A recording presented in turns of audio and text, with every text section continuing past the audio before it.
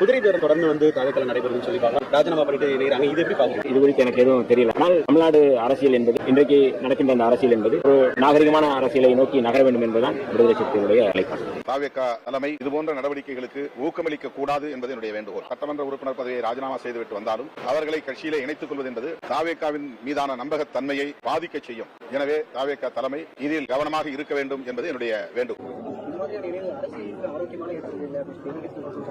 ஆடு நினைத்து ஓனா வருத்தப்படுமா? அவங்க வேலையை அவங்க பார்த்துட்டு போவாங்க. இதுல என்ன ஆரோக்கியம் இல்லையா? இதே மற்றவர்கள் செய்தால் ஆரோக்கியமா? நாங்க என்னங்க தப்பு நீங்க சொல்லுங்க. இப்ப நான் சேர்ந்த என்ன மட்டும் நான் சொல்றேன். என் மேல என்ன குற்றம்னு சொல்லுங்க. யார்ட்டையாவது நான் வாங்கியிருக்கேன், போயிருக்கேன், இந்த கட்ட பஞ்சாயத்து பண்ணிக்க நீங்க சொல்லுங்க. அரசு விட்டு வளர்க்குறேன் கழக நிர்வாகி அத்தனை பேரும் இன்னைக்கு வந்து நிக்கிறாங்கன்னா அவங்களுக்காகவும் என் தொகுதி மக்களுக்காகவும் நல்லது செய்கிற ஒரு காரணத்தை தவிர வேற எந்த காரணமும் கிடையாது. நான் யாரையும் குறை சொல்வதற்கு நாங்க வந்து உட்கார இப்ப நான் சொல்லலாம், வண்டியா குறை சொல்லலாம். அது எனக்கும் அழகில்லை, நான் இருந்த இடத்துக்கும் அழகில்லை. இன்னைக்கு இருக்கிற ஆளும் கட்சியுடைய முதல்வர் மிக சிறப்பான முதல்வர். இந்த 15 நாள்லயே பார்க்கும்போது அவர் ரொம்ப பொலைட்டா, ரொம்ப கனிவாக அவர் வந்த முதல் கேட்டது எந்த அரசியல்வாதியும் கேட்காத ஒரு கேள்வி கேட்டார். ஆர் யூ கம்ஃபர்டபுள் அப்படின்னு கேட்டார். இந்த மாதிரி யாருமே கேட்கல. நானும் நிறைய தலைவர்களை சந்திச்சிருக்கிறோம். ஸோ அந்த அளவுக்கு ரொம்ப பொலைட்டா பேசக்கூடிய தலைவர்கிட்ட பணியாடுறது எனக்கு உண்மையிலே மகிழ்ச்சியா இருக்கு.